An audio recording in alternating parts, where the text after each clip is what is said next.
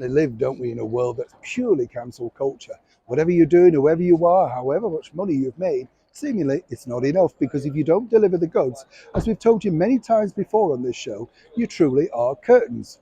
This is now going to be a big problem for Meghan and Harry.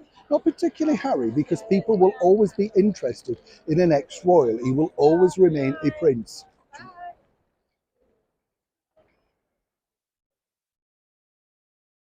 But really, the bigger problem now is, what do the twosome, the ex-royals, the Duke and Duchess of Sussex, do to keep the money rolling in? You see, the bigger story looming right now is how Netflix have cancelled all of their projects. Now, as we told you before, Netflix really are struggling, with subscribers. And it's not really their fault. It's simply the cost of living crisis, the way that they've done their new pay structure. And of course, many people were sharing the codes to let other people use their code to watch their product.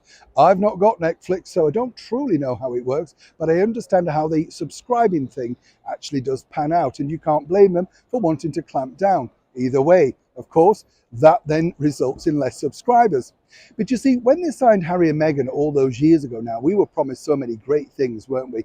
Wonderful documentaries, the Pearl thing, the Invictus, the Heart of Invictus, and that truly is now the problem for Prince Harry. Nearly a year since they took the cameras over to the Netherlands with all of those wonderful interviews with those brave ladies and gentlemen who did so much for all of their countries. Where is it? Now, you've seen probably lots of strange stories popping up, alleging, of course, Meghan Markle charged the costumes that she wore to that particular event. As ever, we have to wait for the receipts. People are very quick to point that out. Yes, there are returns. Yes, we don't know what was built in to the Netflix deal. You see, they do like to muddy the water to make sure it can become very litigious. You have to be very careful.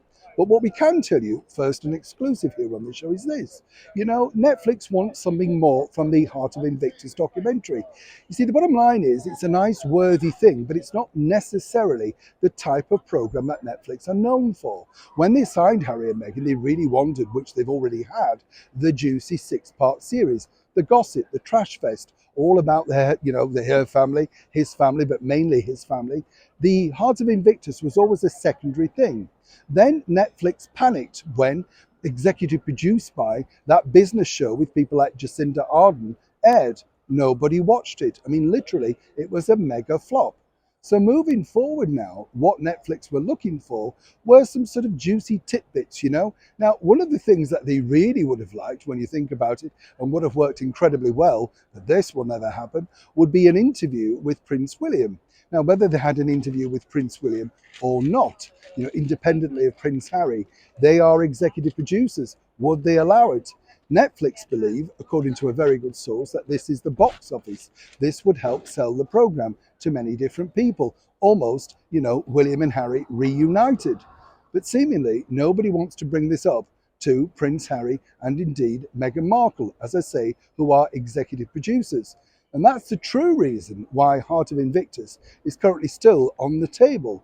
Now, there's still hope for it, whatever people are saying. They could screen it simply just to try and get some kind of return back on it. But sadly for the people involved, you would like a bigger audience. After all, they truly deserve one, not Harry and Meghan. But seemingly at this point, they're locked in the battle of people not necessarily supporting the ex-royals. And as for Netflix, the bottom line for them, simply as ever, is subscribers, money, and more importantly, getting some kind of return on that big splash out they gave to the ex-royals all of those years ago now. Who's going to win in the battle for the very heart of Invictus? Neil Sean in the very heart of London.